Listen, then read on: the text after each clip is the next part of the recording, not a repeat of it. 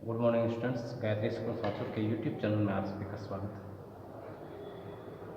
This is जोड़ी spawn lesson number 6 का दूसरे भाग का ट्रांसलेशन हम कर रहे थे, जिसमें मिलवेल और जोड़ी हिरण के बच्चे की तलाश पर गए थे और जोड़ी ने मिलवेल को वापस भेज दिया था और जोड़ी अकेला जो है वो उसको ढूंढने के लिए निकला था। तो एक जगह पर उसने गिद्ध जो है वो इकट्ठे देखे थे, जो कि उन्होंने जो हिरणी को मारा था उसके पास में बैठे थे, और एक शेर के पैरों के निशान भी उसने वहाँ पर देखे थे। लेकिन हिरण का बच्चा जो है उसको वहाँ कहीं पर नज़र नहीं आया था। वह वहीं पर जो है वो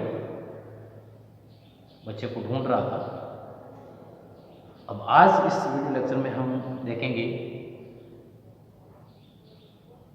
कि उसको जो है वो बच्चा वहाँ पर मिला कि नहीं मिला, और उसमें क्या हुआ आगे। ये दूसरा भाग आज समाप्त हो जाएगा। दूसरा भाग इस पाठ का आज समाप्त हो जाएगा, और इसके 2 कम्प्रीहेंशन क्वेश्चंस जो है उसको भी मैं आज साथ में उनके उत्तर लिखवाने का प्रयास करूँगा। तो सबसे पहले जो आखिरी पैराग्राफ जो है इस दूसरे भाग का, उसका ट्रांसलेशन करेंगे। उसके बाद 2 प्रश्न कम्प्रीहेंशन चेक वाले करेंगे, और फिर जो है वो इस वीडियो लेक्चर को हम समाप्त करेंगे। तो चलिए सबसे पहले जो है इसका ट्रांसलेशन देख लेते हैं। He parted the grass at the place where he had seen the fawn.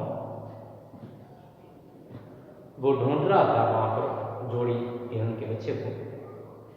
तो उसने जहां पर पहले दिन हिरणी के बच्चे को देखा था, उस जगह से उसने घास जो है वो अलग की हटाई है, काटे। उसने वहां से उस घास को हटाया जहां पर हिरणी का बच्चा उसको दिखा था। It did not seem possible that it was only yesterday. और उस जगह पर देखने से ये मालूम होता था कि ये कल की बात नहीं हो सकती, मतलब बहुत ज्यादा समय हो गया हो, ऐसा लगता था स्थितियां देख करके। The fawn was not there. हिरण का बच्चा वहां पर नहीं था। He circled the clearing. Clearing का मतलब जहां पर पेड़ पौधे नहीं थे, जमीन साफ थी, घास फूस वगैरह नहीं थी, उस जगह का उसने चक्कर लगाया। There was no sound. कोई आवाज नहीं थी। No sign. कोई निशान नहीं था, कोई नामो निशान वहां नहीं दिख रहा था। कोई किसी जानवर के पैरों का निशान जो है वहां पर नजर नहीं आ रहा था। The buzzards clapped their wings. गिद्धों ने अपने पंख फड़फड़ाए। Impatient to return to their business. वे अपने काम पर वापस लौटना चाहते थे। गिद्ध जो है वो अपने काम पर वापस लौटना चाहते थे। उनका काम क्या? पहले उस जानवर को, मरे हुए जानवर को खा रहे थे, ये उनका काम था। तो वापस उसके डर से, उस जोड़ी के डर से वे वापस पेड़ पर चले गए थे। अब वापस वहां से पंख जो है वो फड़फड़ा रहे थे और अपने काम पर वापस जाने के लिए आतुर थे। He returned to the spot where the fawn had emerged and dropped on all fours. वो जोड़ी उस स्थान पर आया जहां पर उस हिरणी का बच्चा जो है उसको दिखाई दिया था। हिरणी का बच्चा जहां पर उसको पहले दिन जब वो उसके पिताजी के साथ में आया, हिरणी को मारा, तब उसका बच्चा जहां पर उसको नजर आया था, वो उस स्थान पर आया जहां पर वो बच्चा उसको दिखा था, और जहां पर वो गिरा था और चित हो गया था,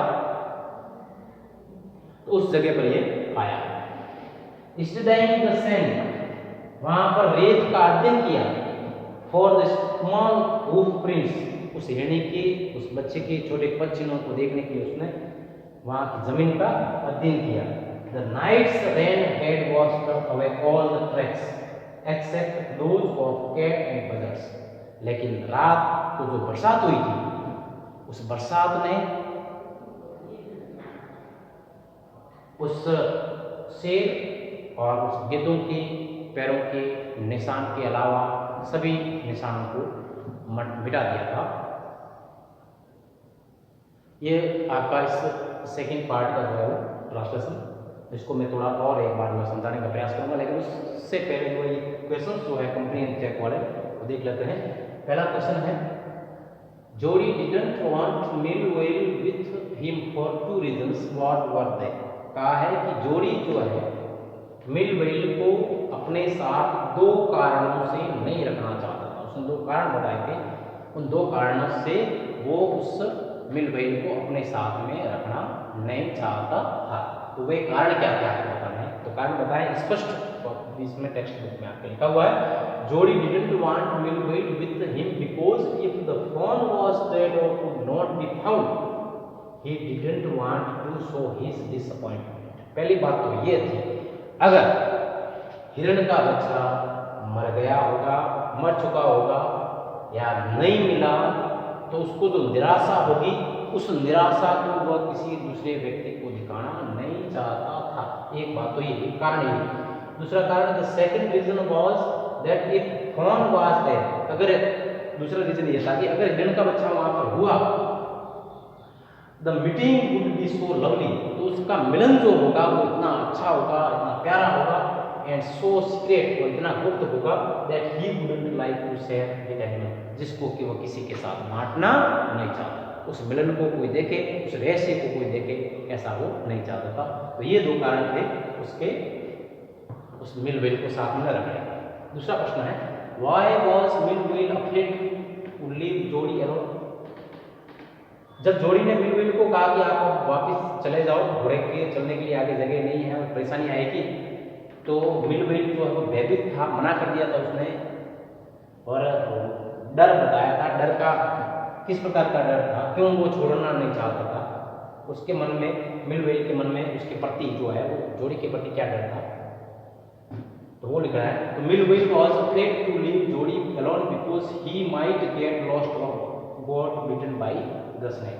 देखो कहा है, उस मिल वेल ने कहा था कि मुझे भय है कि तुम्हें भी कोई सांप न काट ले या तुम खो न जाओ, ये भय उसने बताए थे, इसलिए वो उसे जोड़ी को अकेला छोड़ना नहीं चाहता था। तो ये तो जो है वो आपके इसके कंप्रीहेंशन चेक वाले क्वेश्चंस भी होंगे, लेकिन उससे पहले पैराग्राफ का जो ट्रांसलेशन किया था उसको मैं एक बार और जो है वो हिंदी में जो है वो आपको समझा देता हूँ, ताकि जो है वो आपकी ये स्पष्ट हो जाए। लास्ट वाला पैराग्राफ सेकेंड पार्ट का,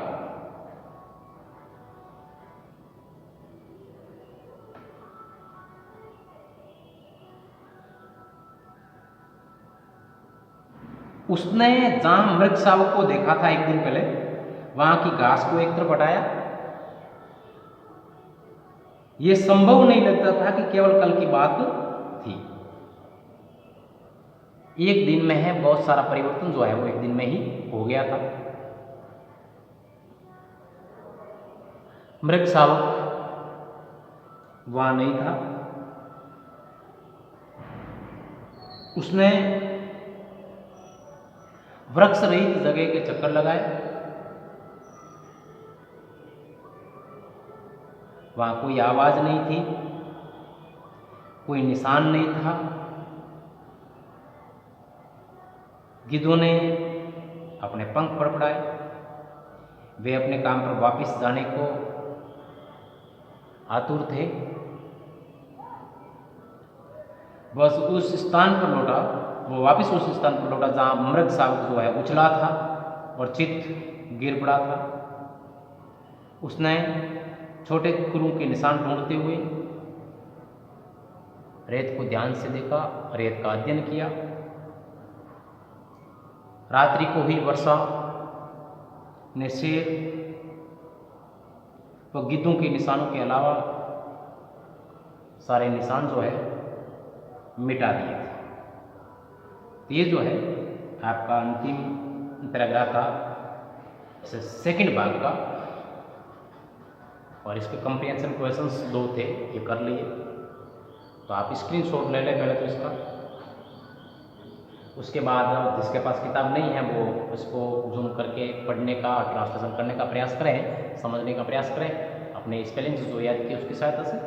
और उसके बाद ये 2 प्रश्न आपको अपनी नोटबुक में करना है, लेकिन साथ में लर्न करना भी ज़रूरी है। केवल कॉपी में करने से कुछ नहीं होगा, आप इनको याद करें और अपनी टेक्स्ट बुक में भी जो है वो इनको अंडरलाइन करें कि कहाँ से किसका उत्तर कहाँ से लिखा है, किस प्रकार से लिखा, क्या परिवर्तन किया, क्या हटाया है, क्या लगाया है, तो वो भी समझें। जितना ज़्यादा टच में रहोगे किताब के, जितना ज़्यादा प्रयास करोगे, उतना ही आप जो है वो इंग्लिश में मजबूत होते जाओगे। प्रयास करें, केवल लिख करके न छोड़ें, समझने का प्रयास करें। समस्या आती है तो संपर्क करें और बढ़िया तरीके से अपना काम करें। और कल जो है मैं चाहता हूँ कि तीसरा भाग इसका, इस छठे पाठ का तीसरा भाग जो है इसका ट्रांसलेशन हम करेंगे स्टार्ट तीसरे भाग का। यही कहानी आगे जारी है। जोड़ी नाम का लड़का जो है